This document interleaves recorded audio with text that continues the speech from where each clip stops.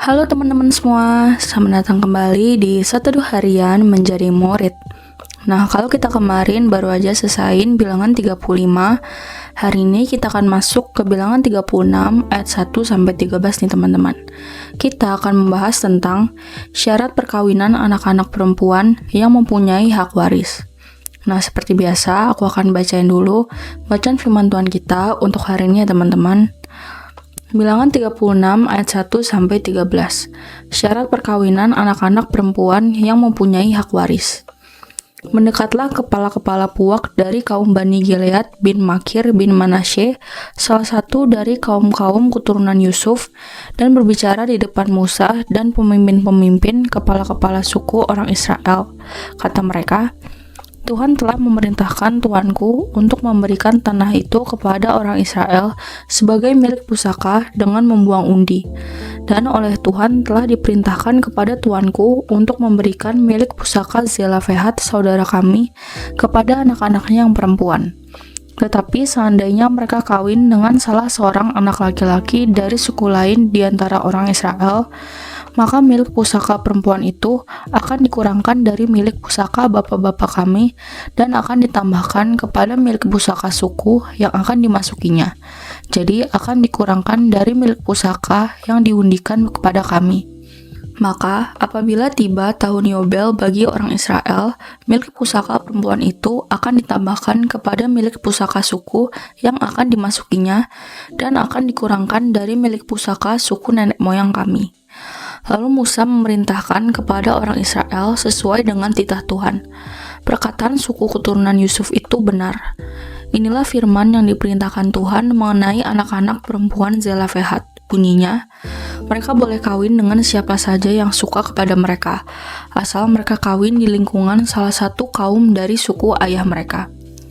Sebab milik pusaka orang Israel tidak boleh beralih dari suku ke suku, tetapi orang Israel haruslah masing-masing memegang milik pusaka suku nenek moyangnya.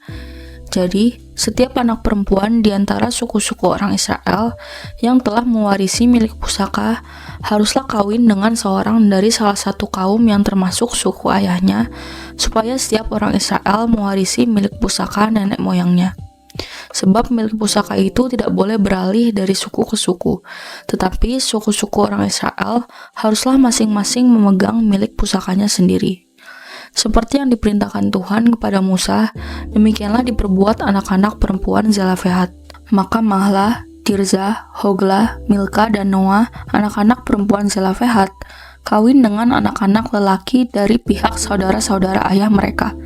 Mereka kawin dengan laki-laki dari kaum-kaum Bani Manasye bin Yusuf, sehingga milik pusaka mereka tetap tinggal pada suku kaum ayahnya. Itulah perintah dan peraturan yang diperintahkan Tuhan kepada orang Israel dengan perantaraan Musa di dataran Moab di tepi sungai Yordan dekat Yeriko. Ya, jadi demikian teman-teman bacaan firman Tuhan kita untuk hari ini. Ayo sekarang kita langsung masuk ke renungannya guys. Oke guys, kita memasuki bagian akhir dari kitab bilangan.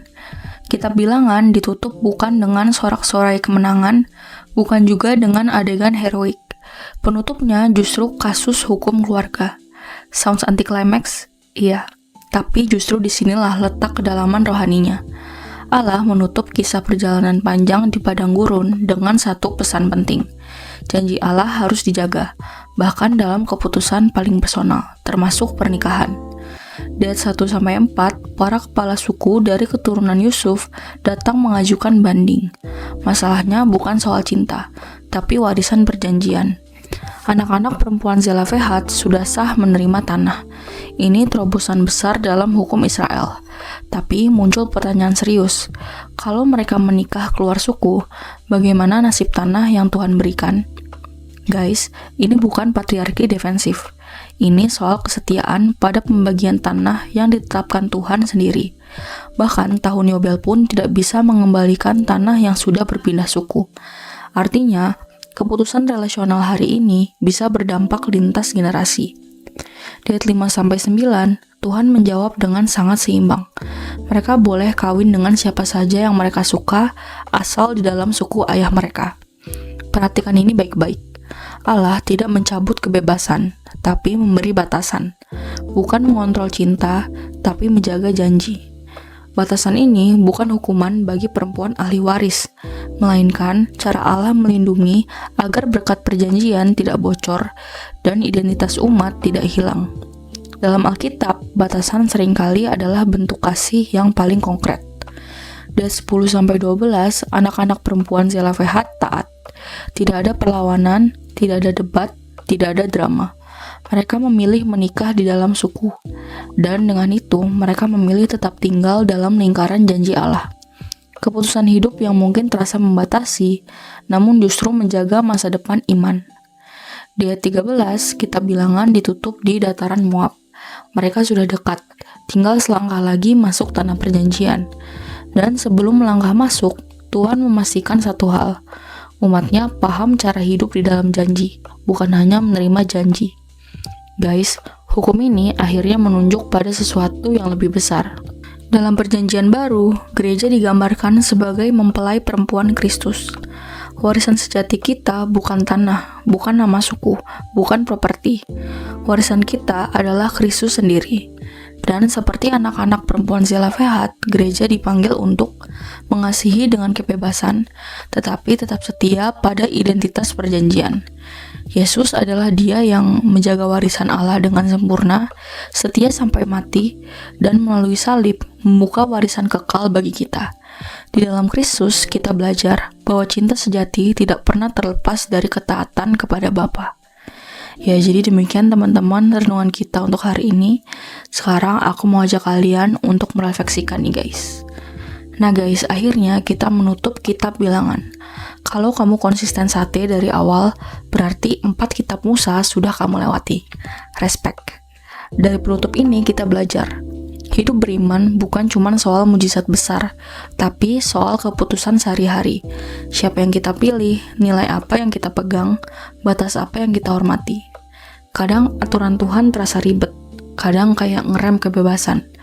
Tapi iman percaya bahwa semua batasan Allah selalu bertujuan menjaga kita tetap di dalam janjinya. Yuk belajar percaya, ikuti aturan main Tuhan, karena beliau nggak pernah asal ngatur hidup kita. Nah lalu, pertanyaan efektif untuk hari ini ada 3 nih guys. Yang pertama, apa yang kamu pelajari tentang kesetiaan dan hikmat Allah hari ini? Yang kedua, dalam keputusan hidupmu, relasi, karir, pelayanan, di mana kamu perlu menghormati batasan Tuhan? Dan yang ketiga, apakah kamu sungguh percaya bahwa taat pada Tuhan tidak pernah merugikan masa depanmu? Seperti biasa, teman-teman boleh jawab sendiri, atau kalau mau komen di bawah jawaban kalian juga boleh banget guys. Ya, jadi segitu aja studi kita untuk hari ini.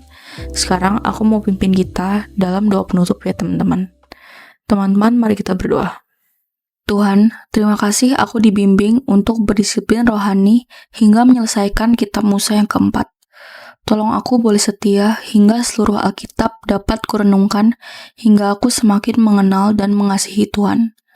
Ajarku percaya bahwa semua ketetapan-Mu lahir dari kasih. Pimpin aku dalam setiap keputusan hidupku, supaya aku tidak hanya mengejar apa yang kuinginkan, tetapi setia tinggal di dalam kehendak-Mu. Amin. Tetap semangat guys, Tuhan Yesus beserta kita. Thank you for watching and see you in the next video. Bye-bye.